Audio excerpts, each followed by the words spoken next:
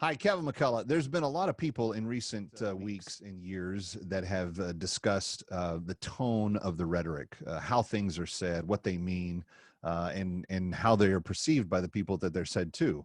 In fact, speech under the Donald Trump administration became one of those things that the media was always very, guarding very carefully, while they let a lot of policy discussion kind of fall by the wayside. What is our rhetoric like, etc.? You may have heard an expression, well, they should just go back to their country. People say it about Middle Easterners as it relates to terrorism. They say it about Latin Americans who are coming up illegally to immigrate into the U.S. But what if somebody found themselves here, had that said to them, and it was not even applicable, but they decided to stay, defy the odds, and see a life that is developed out of that. The subject of this new book, titled Go Back to Your Country, by Issa Musharbash, is in fact kind of based on that idea. And he now joins me for a very interesting discussion about a little boy, Jordanian boy, about 12 years of age, where the story starts. That was in fact he himself. Issa, welcome. It's good to have you. Thank you so much, Kevin. It's my honor to be with you today. So talk to me about why you decided to tell your story, particularly in the form of a book. For many years, I have friends that have been encouraging me to write and tell my story, teach them how to set up a business, become entrepreneurs, and write some kind of how-to book or a business book. And I just couldn't. I couldn't do that. I couldn't do that right away. I have a story to tell. And until I get it out, I can't talk about anything else. And that is how I got here. And I wrote the book not knowing what the title was going to be. I just started to document the journey that my mother had here to the U.S., her first marriage that brought me here and my siblings, and that arranged marriage actually that ended up falling apart, and her journey to get out of that marriage and still keep her children. And that's difficult to do as a woman in the Middle East. So I highlight her story of what she went through to get here, why she wanted us here, and when we finally got here, what transpired and how we were able to assimilate and get through school and become who we are today. And well, let's go back as to the I beginning. wrote the story was sure. Yeah, so let's go back to the beginning. What was your mother's life like in Jordan, and why did she decide to come to the U.S.? So at the age of 14, her parents decided that it's a good idea for her to get married. She had 13 other siblings. And at that time, her family immigrated from Armenia during the Armenian genocide and found themselves planted in the southern tip of Jordan in Aqaba, a warm city. They believe they were the first Christian family to enter that city of Aqaba. Out of caution, they wanted their daughters, as they started to develop, that age 13, 14, get them married to someone who's also a Christian as quickly as possible. My mother, at the age of 14, looked like she was 21, and they were worried. What if she gets raped? What if she, what would that do to the name? What would that do to her? And they arranged the marriage. She never had a say in any of that, of course. And she did her best. She did her best to try to raise children and to give us the best opportunity she can. She had a taste of America in that first marriage that set her on fire. She knew that she needed to bring her kids here so that they could have the better chance at life, and to pursue the American dream. Her taste of America didn't last so long, so the entire family ended up going back to Jordan, and the drama continued to begin with. In the book, I start to detail her account of fighting her way through family, culture, just to bring us and take full custody of her children here to the U.S. And then from there, when we get here, I tell my story of being a 12-year-old kid, finally permanently in one place, in the country of my dreams, and how that journey started. I didn't become an entrepreneur and a success overnight. There's so much that went through this 12-year-old's life. What were some of the most memorable challenges as that 12-year-old that you ended up facing that you probably didn't expect or weren't anticipating, but ended up persevering through? Yeah, I think the biggest thing was, I immigrated in 1998. So within 3 years, we had 9/11.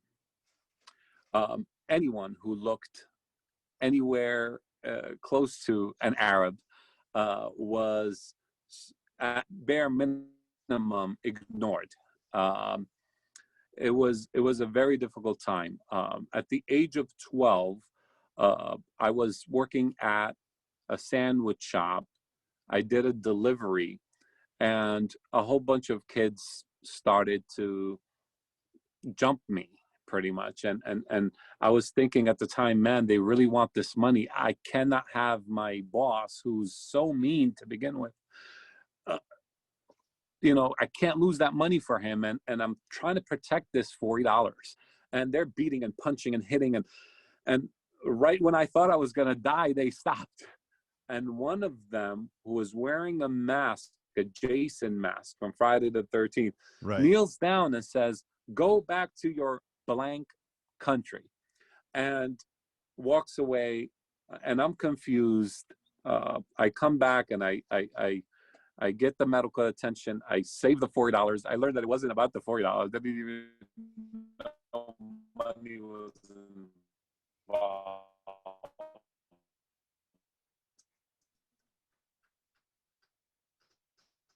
It was a hate, and it's unfortunate. In this country, what we Fortune 500 companies, over 40% of them are founded by immigrants or their children.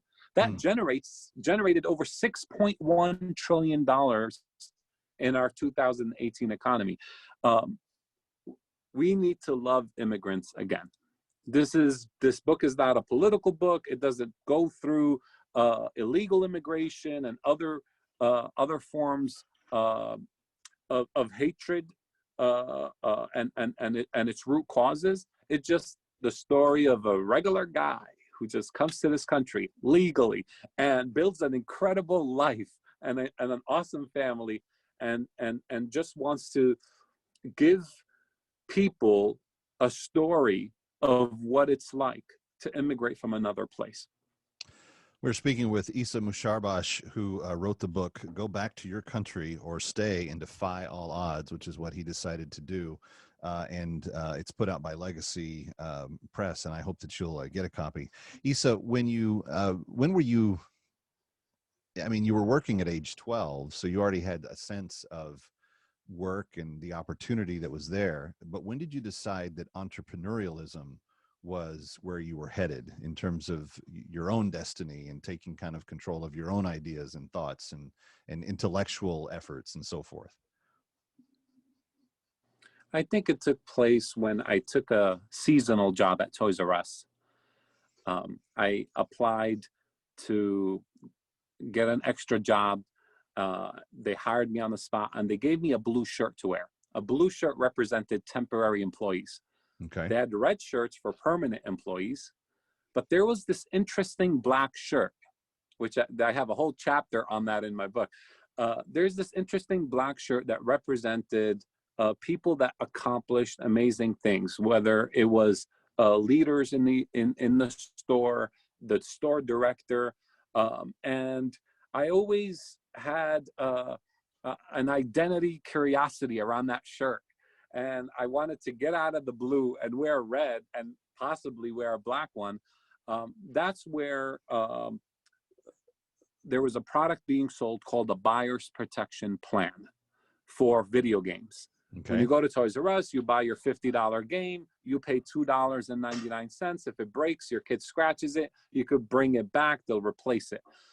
The store wanted us to sell this as cashiers. And they said, if you only sell one, and there's 20 of us, we could hit our goal as a company. And uh, that challenge sparked something in me. And before you know it, I'm not selling one, I'm not selling five, I'm not selling 10. I'm randomly doing 20 and 30 and 40. I'm covering the entire store goal all by myself. And I found that there's something there that I learned about myself. And there was a challenge one time with the store director who said, you'll never be able to do 100. And that sparked something in me. And I said, well, I can. And he says, what happens if, he tells me, what do you want if you do 100? I told him, I want your shirt. I want that black shirt. And he said, deal. You know, he was very mean, but he said, deal. And I got the 100 sales in that store and got the black shirt. And from there, that changed my entire perspective on where I wanted to go in life and what I wanted to do. And became a banker. And after 5 years at Bank of America, I took a dive into real estate, built my own real estate company. Today, we own a real estate company called Provident Legacy that does brokerage, education, and development. And it's fun. I love what I do. And but you know, the real estate stuff could be boring. It's how I got here that's so Right. exciting. Well, and that's kind of like, even though your family came from Jordan in the 21st century or the 20th century, you know, that sense of we can do this goes all the way back to our founders. And that's really Yes. what the idea of America is. It's the idea that if you limit the amount of pressure that the government puts on the individual, and if you maximize the incentives for them to succeed, and then you throw them into a free market where they're able to equally compete with each other with same opportunity for everybody, and then you let the human hunger for desire and excellence take over, you develop an entire nation of entrepreneurs. And that's literally, I mean, America was an entrepreneurial idea when they were founded, and your life is a 21st century exhibit of that today. That's just as thrilling as what the founders envisioned so many years ago. Friends, you've got to get this story and you've got to read it. It's called Go Back to Your Country or Stay and Defy All Odds. Issa Musharbash is the author. Issa, let me just ask you one last kind of big picture question. With what you see in the 21st century version of America, we have a lot of problems. We're very divided. A lot of people have a lot of different ideas. You have emphasized, and I have seen it in my own, with my own eyes, that the immigrants, particularly the people that work very hard to get here, and I have been close friends with families of different ethnic backgrounds for many years, and all of them that go through the struggle that it is to come to the U.S. and they put in the time and they pay the money and they come and they take their citizens test and oath and they get sworn in. There's an appreciation for America that beats in their heart that's very different than some long-standing multi-generational families that are just here. What is your message to the modern day America, where we're at, in terms of what we can and should not forget about why this country is the opportunity kind of minefield that you found it to be? Yeah, do not take America for granted. Do not forget the sacrifices of so many before you. For the immigrant trying to get to this country and working hard, don't give up, because it's going to be worth it. If you're coming here for opportunity, opportunity is here waiting for you. There's plenty of opportunities in America to welcome immigrants from all over the world. But if you're going to come here and not take any of these opportunities, instead try to rely on systems and structures, it may not work out for you. And I speak to a lot of people, and I have a lot of my second, third, fourth generation immigrant friends, some of them have forgotten the value of being here, the beauty and of the opportunity that we have. Some of us were just born right into it and don't realize how amazing it is to live in the most beautiful, most powerful, most caring and loving country in the world. For those listeners, appreciate the country that you live in. America is a land of opportunity, and it still is today, despite all the hatred and division that we're seeing, all of the drama that's going on. America is still America. America is still building entrepreneurs. America is still giving people opportunity, and it's not going to change anytime soon. All right. Well said. The website is gobacktoyourcountry.com, gobacktoyourcountry.com. And Issa Musharbash is my guest, and the name of the book, one last time, is Go Back to Your Country, or Stay and Defy All Odds. Issa, it's been a joy to have you with us today. Thank you so much, Kevin. It's my pleasure, and it was an honor being on the show with you.